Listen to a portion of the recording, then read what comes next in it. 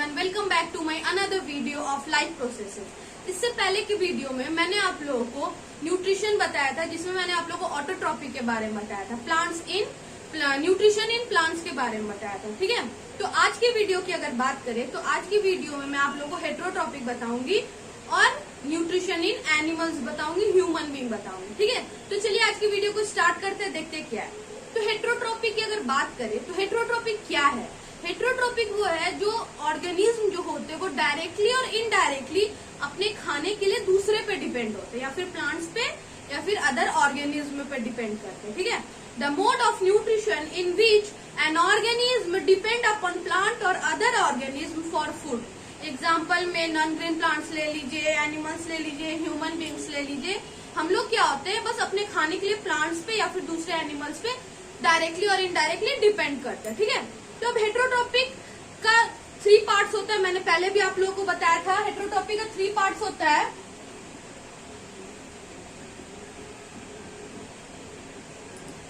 पहला आएगा saprophytic,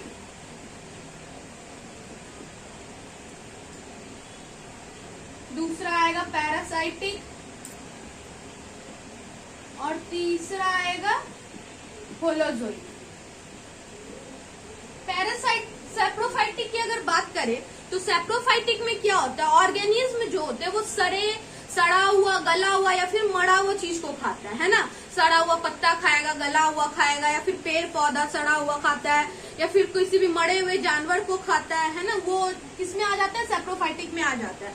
mode of nutrition in which an organism derive its food from rotten leaves, plants and dead and decaying animals, organism. ठीक है, इसका example ले लीजिए आप, यीस्ट ले लीजिए, मशरूम ले लीजिए, ब्रेड मोल्ड ले लीजिए, ये इसका सेप्रोफाइटिक का एग्जांपल है। ठीक है, सेप्रोफाइटिक में मैंने अभी आप लोगों को क्या बताया, mode of nutrition in which organism derive its food from rotten leaves, plants, dead and decaying organism. ठीक है, क्या होता है, जो सड़ा गला हुआ चीज खाता है, मरे हुए ऑर्गेनिज्म को खाता है, वो सब किस में आ जाता है? सेप्रोफाइटिक में आ जाता है। जैसे कि ईस्ट की बात कर ले, ब्रेड मोल्ड की बात कर ले, मशरूम की बात कर ले, वो सब चीज किस में आ जाता है? तो सेप्रोफाइटिक में आ जाता है। अब अगर बात करें पैरासाइटिक का, तो पैरासाइटिक में क्या होता है, जो पैरासाइटिक के जिस पैरासाइटिक में जो ऑर्गेनिज्म आते हैं वो क्या करते हैं, दूसरे ऑर्गेनिज्म से अपने खाने को लेते हैं। ठीक है, लेकिन जो दूसरे ऑर्गेनिज्म से अपने जो खाना लेते हैं वो दूसरे ऑर्गेनिज्म को ये मारते नहीं है।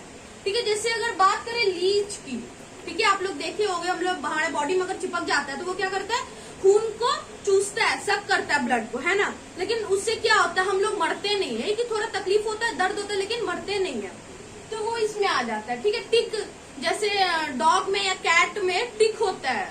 ठीक है, जैसे हमारे ह्यूमंस में लीच होता है ना, लाइस होता है, जैसे कि जू जिसको बोलते हैं, सिर में होता है, वो क्या करता है, वहां भी खून चूसता है, उससे हम लोग को कोई मरते तो नहीं है, लेकिन ये कि प्रॉब्लम होता है, तकलीफ होता है। वैसे ही क्या होता है, डॉग और कैट में टिक पाया जाता है, वो भी उसके बॉडी का ब्लड को चेक करता है। तो इसमें क्या होता है, mode of obtaining food from other organism, ये क्या करते हैं, अदर ऑर्गेनिज्म से अपने खाने को लेते हैं, लेकिन होस्ट को क्या करते हैं, मारते नहीं है। ठीक है, अब तीसरा बात करें, इसका एग्जाम्पल बता दे आपको, लीस होगा, टिक होगा, अमरबेल होगा, इसमें होगा।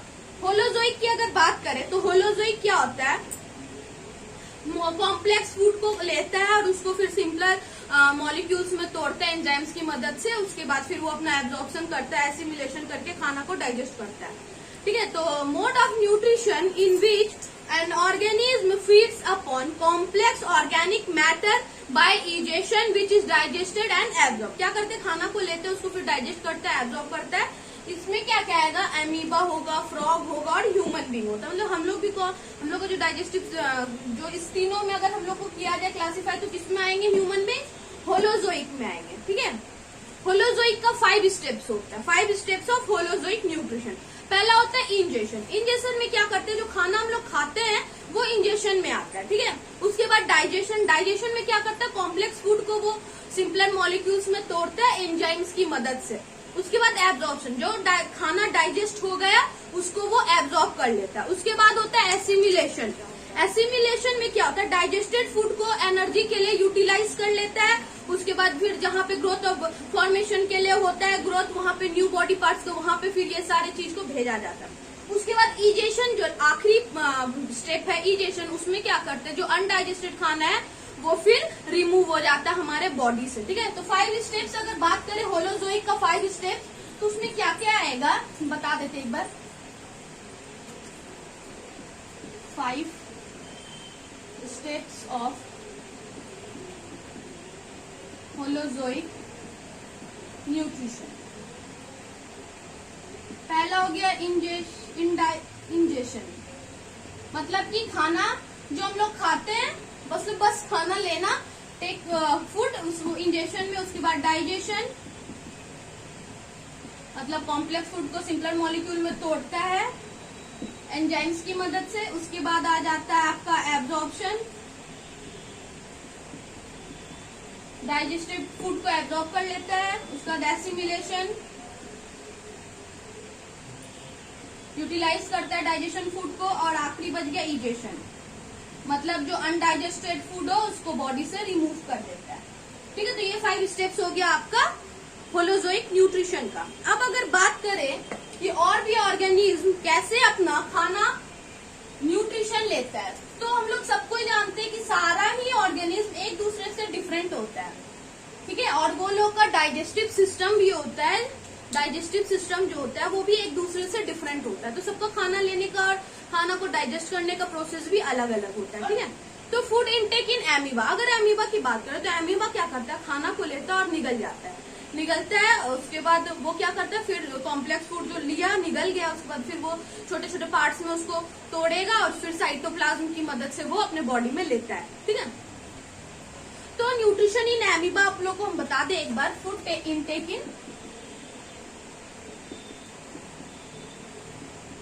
इनटेक इन एमीबा, जैसे मैंने आप लोगों को बताया एमीबा क्या है, यूनिसेलुलर ऑर्गेनिज्म, ये हम लोग सबको ही जानते हैं। वो जो टीनी पार्टिकल्स खाना जो लेता है वो डायरेक्ट निगल जाता है।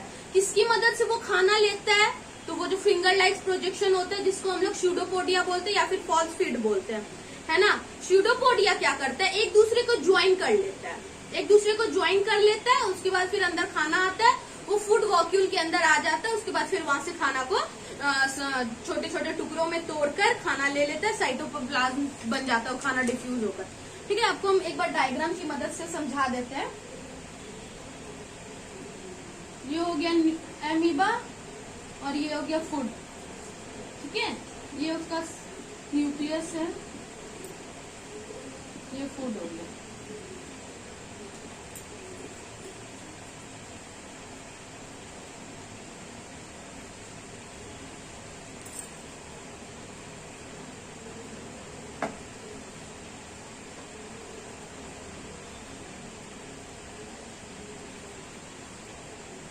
यहाँ पे आ गया फूड आ गया।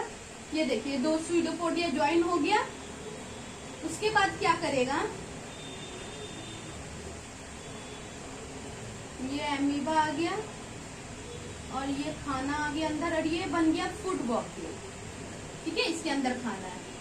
फिर लास्ट में क्या करता है, ये खाना डायरेक्ट फूड वॉक्यूल से हटकर एमीबा के बॉडी में आ जाता है। फिर इसको क्या करता है, वो छोटे छोटे टुकड़ों में तोड़कर इसको डाइजेस्ट करता है। ठीक है, और अगर आप पारामीशियम की बात करें तो पारामीशियम में इसमें ये स्यूडोपोडिया होता है और उसमें हेयर लाइक प्रोजेक्शन होता है जिसको हम लोग क्या बोलते हैं, सीलिया बोलते हैं। वो सीलिया की मदद से खाने को लेता है, माउथ में लाता है। उसके बाद फिर सेम प्रोसेस होता है, उसमें भी खाने को कॉम्प्लेक्स फूड को सिंपलर मॉलिक्यूल्स में तोड़ता है। उसके बाद फिर वो अपने खाने को डाइजेस्ट करता है। ठीक है, अब अगर बात करें हम लोग न्यूट्रिशन इन ह्यूमन बीइंग, हम लोग खाने कैसे लेते हैं, कैसे डाइजेस्ट करते हैं, उसकी बात करेंगे। ठीक है, तो चलिए देखते हैं nutrition in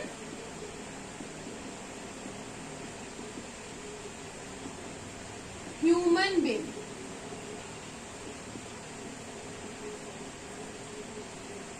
nutrition in human being, human being का जो हम लोग जो खाते हैं वो किस एलिमेंट्री कैनाल के थ्रू हम लोग के बॉडी में जाता है। फूड माउथ के थ्रू लेते हैं, उसके बाद फिर ओसोफेगस या फूड पाइप के थ्रू अंदर जाता है, फिर डाइजेशन, आधा डाइजेशन स्टोमक में हो जाता है, फिर वो मैं अभी आप लोगों को डिटेल में बताती हूँ, ठीक है। तो चलिए कुछ पहले तो बता दें कि डाइजेस्टिव सिस्टम में कौन कौन से पार्ट्स आते हैं। तो सबसे पहला माउथ आता है, जहां से हम लोग खाना लेते हैं, फिर आगे ओसोफेगस बोलिए या फिर फूड पाइप बोलिए, उसकी मदद से खाना स्टोमक में जाता है, फिर स्टोमक में आधा फूड डाइजेस्ट हो जाता है, उसके बाद फिर जो बचा कुचा होता है वो इंटेस्टाइन में, स्मॉल इंटेस्टाइन में चला जाता है, उसके बाद फिर लार्ज इंटेस्टाइन में, रेक्टम में, एनस में, ठीक है। ये पार्ट्स हो गया। और कुछ ऑर्गन भी है हमारे डाइजेस्टिव सिस्टम में, जैसे कि लीवर हो गया, गॉल ब्लैडर हो गया, पैनक्रियाज हो गया, ये सब कुछ सीक्रेट भी करते हैं। जैसे लीवर सीक्रेट करता है बाइल जूस को, वो बहुत ही ज्यादा मदद करता है हमारे डाइजेशन में। उसके बाद पैनक्रियाज भी सीक्रेट करता है पैनक्रियाटिक जूस को। फिर माउथ में सलाइवरी ग्लैंड होते हैं जो कि सलाइवा को सीक्रेट करते हैं, है ना। ये सारे प्रोसेस से ही हमारा खाना डाइजेस्ट होता है इजीली। तो चलिए शुरू करते हैं माउथ से। तो पहले क्या करते हैं, हम लोग खाना लेते हैं, मुंह में खाना लिए और उसके बाद अच्छे से उसको च्यू करते हैं, अच्छे से चबाते हैं।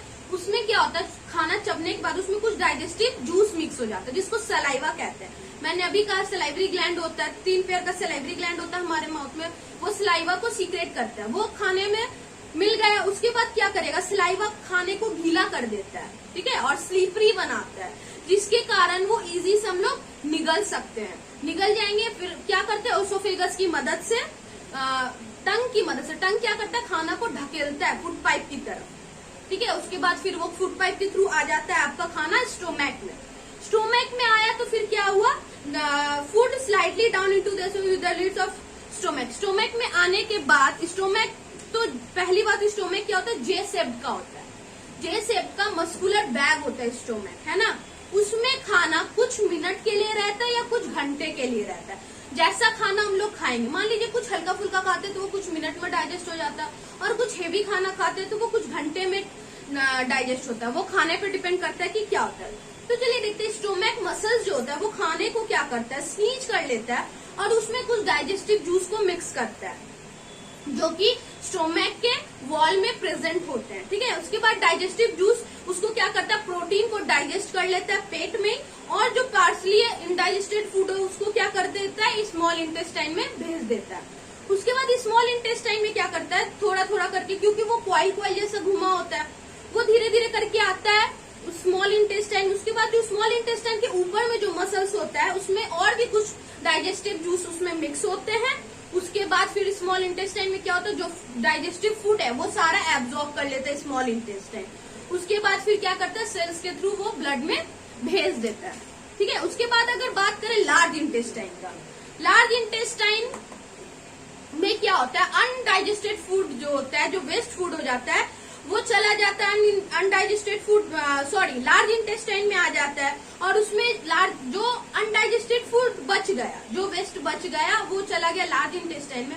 उसमें जो पानी रहता है वो पानी को एब्जॉर्ब कर लेता है, ठीक है, एब्जॉर्ब कर लेता है। उसके बाद जो वेस्ट बच गया उसको रेक्टम में चला जाता है, फिर वो एनस के थ्रू वो वेस्ट जो होता है बाहर निकल जाता है, ठीक है। और रेक्टम जो होता है, रेक्टम लार्ज इंटेस्टाइन का बहुत बड़ा पार्ट होता है ना। कुछ डाइजेस्टिव जूस जैसे मैंने बताया आप लोगों को मिक्स होता है, तो हाइड्रोक्लोरिक एसिड होता है जो कि गैस्ट्रिक ग्लैंड्स होता है उसको सीक्रेट करता है। Hydrochloric acid secreted by gastric gland. Bile juice मैंने अभी बताया कौन सीक्रेट करता है, लिवर सीक्रेट करता है। पैनक्रियाटिक जूस कौन सीक्रेट करता है, तो पैनक्रियाज होता है। यही सब डाइजेस्टिव जूसेस की मदद से और भी आसानी से हमारा खाना डाइजेस्ट हो जाता है। उसके बाद कुछ कन्वर्सन होते हैं न्यूट्रिशन का, जैसे कि प्रोटीन किस में बदल जाता है, एमिनो एसिड में बदल जाता है, कार्बोहाइड्रेट ग्लूकोज में बदल जाता है, फैट किस में बदल जाता है, फैटी एसिड और ग्लिसरॉल में बदल जाता है। लेकिन मिनरल्स और विटामिन हम लोग जिस भी तरीके से लेते हैं वो डायरेक्टली एब्जॉर्ब होता है, उसमें कोई चेंजेस नहीं आता है। आई होप आप लोगों को समझ में आया हो। अगर नहीं समझ में आया हो ह्यूमन डाइजेशन या फिर एमीबा पैरामीशियम, तो आप लोग प्लीज मुझे कमेंट सेक्शन में जरूर बताना। मैं आप पूरी कोशिश करूंगी एक बार फिर से ये वीडियो डाल दूं अगर नहीं समझ में आया होगा तो। और प्लीज मेरे चैनल को जिन्होंने अभी तक सब्सक्राइब नहीं किया है वो मेरे चैनल को सब्सक्राइब करो, मेरे फेसबुक पेज को, मेरे इंस्टाग्राम पेज को प्लीज फॉलो करो, अच्छे से लाइक करो। और किसी भी तरह का कोई भी प्रॉब्लम हो तो प्लीज मुझे कमेंट सेक्शन में जरूर बताना। उसके बाद आप लोग सभी कोई जानते हो कि मैं जो कुछ भी पढ़ाती हूँ उसका नेक्स्ट वीडियो में मैं आप लोगों को नोट्स भी डालती हूँ, ताकि आप लोगों को कोई प्रॉब्लम ही ना हो जो मैंने पढ़ाया हो, जो मैंने समझाया हो, वो आप लोगों को और भी अच्छी तरीके से समझ में आए। ठीक है, क्योंकि मैं बुक की मदद नहीं लेती हूँ, एनसीईआरटी बुक से आप लोग मिला लो, वो तो जो है वो है, लेकिन मेरे जो नोट्स होता है वो बहुत ही डिफरेंट होता है। मैंने क्योंकि वो खुद से सिंपल लैंग्वेज यूज करके उसको यूज करती हूँ, बनाती हूँ, ताकि वो आप लोगों के लिए बहुत ही इजी हो, आप लोगों को समझ में आए, आप लोगों को एग्जाम के टाइम मदद मिले, है ना। तो चलिए यहाँ पे वीडियो को खत्म करते हो, और प्लीज मेरे चैनल को सब्सक्राइब करना मत भूलना। Thank you.